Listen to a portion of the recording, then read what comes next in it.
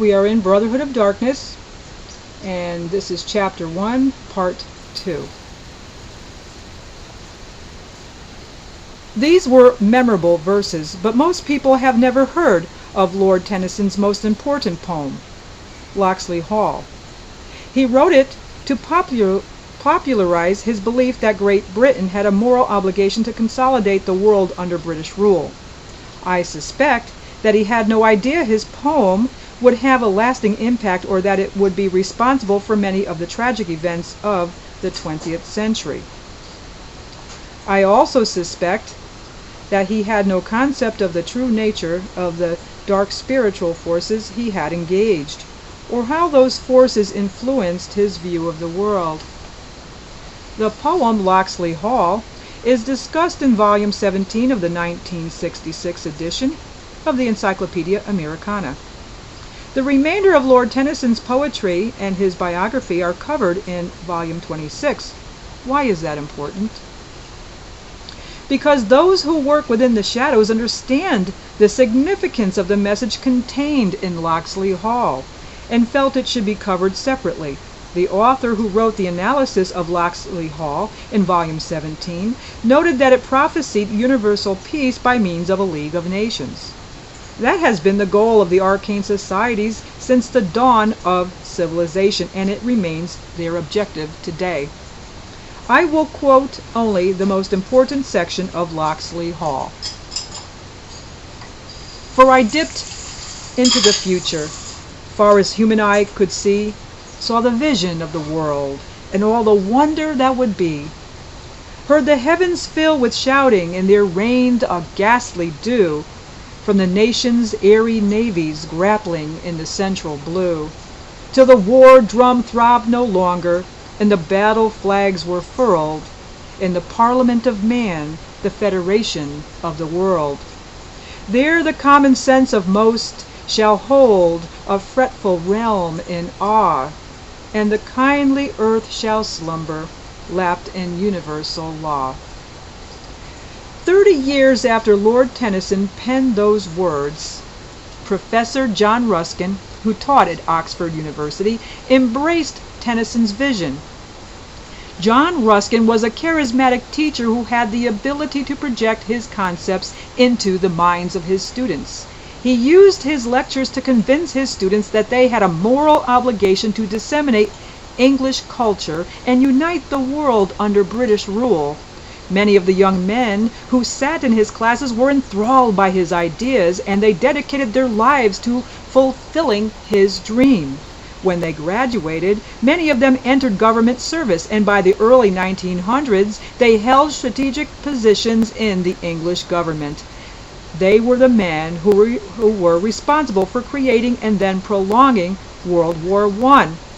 Why would rational men want a long and bloody conflict? Because they realized that countries would never relinquish their national sovereignty unless they recognized the futility of war, and World War I convinced most people that war was futile.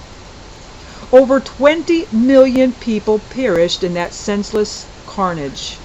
Repeated efforts to end the conflict were blocked, and when the war finally ended, most people and most nations were ready to cede their sovereignty to the League of Nations. I will develop that concept further in Chapter 4 when I discuss Winston Churchill and the part he played in determining military strategy in both World War I and World War II. Other people embraced Lord Tennyson's vision. Edward Bellamy wrote Looking Backward, 2000 to 1887 and 1888. And he advocated socialism and world government. His story began in Boston in 1887 when a young man fell asleep after taking a sleeping potion and awoke in the year 2000 to find the world transformed into a socialist utopia. Bellamy described the world he envisioned with the advent of the new millennium, and his predictions were truly remarkable when you consider that he lived over 100 years ago. He wrote, "An American credit card is just as good in Europe as American gold used to be, and on precisely the same condition, namely that it be exchanged into the currency of the country you are traveling in. An American in Berlin takes his credit card to the local office of the International Council, the amount being charged against the United States in favor of Germany on the international account. How could Edward Bellamy have foreseen what is taking place today? Was he privy to some source of secret knowledge? He foresaw large corporations taken over by larger corporations until finally all commerce was merged into a single corporation, the Great Trust. The nation, organized as the one great business corporation in which all other corporations were absorbed, it became the one capitalist in the place of all other capitalists, the sole employer, the final monopoly in which all previous and lesser monopolies were swallowed up, a monopoly in the profits and economies of which all citizens shared.